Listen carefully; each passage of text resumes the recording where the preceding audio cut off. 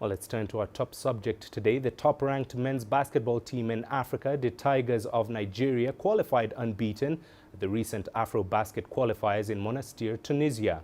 But while the Tigers have been the dominant force in Africa, there is one big concern. The squad is aging.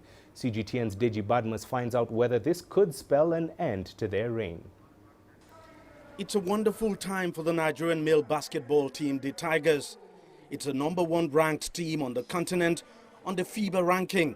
They've already booked a ticket for the Tokyo 2020 Olympics, and just recently, the team set a new record at the Afro-Basket qualifiers in Tunisia, winning all of their 6 games to book a spot for the Afro-Basket tournament in Kigali later this year.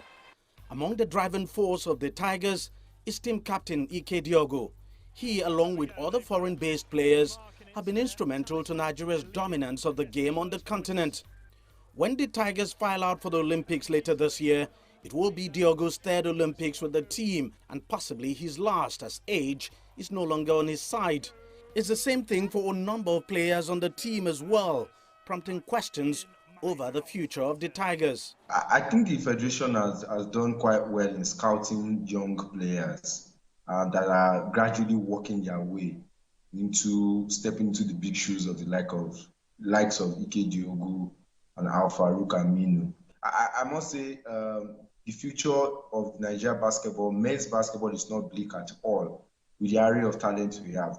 If you look at the qualifiers on the continent of Africa, you will see that we've been able to introduce new guys, young guys that are coming up. They are growing through the ranks, and it's looking like a well-oiled succession plan. And the fact that the last NBA drafts, we had about 6 to 7 Nigerians who were drafted. I think with those talents, there will be a good replacement for those who will be leaving. While Nigeria may not be short of basketball talents, homegrown talents are becoming scarce. The Tigers is virtually composed of foreign-based players, with home-based players hardly having a look in. If we can't be deceiving ourselves to think that we will end not having players from Europe, America come to play basketball for Nigeria, because we have massive talents scattered around the globe.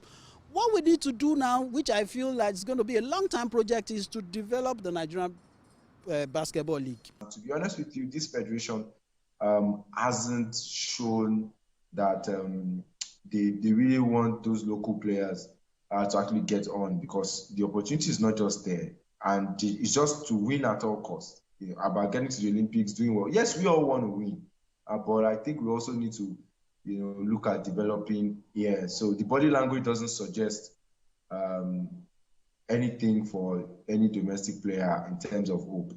The story is no different for the country's female basketball team, which is also dominated by foreign-based players. To make matters worse for the home-based players, the Nigerian Domestic Basketball League has not been operational for close to 3 years now, over a long-drawn leadership crisis in the Nigerian Basketball Federation. It's indeed a surprise that both the male and female national teams have managed to remain immune to that crisis and continue to dominate the game on the continent.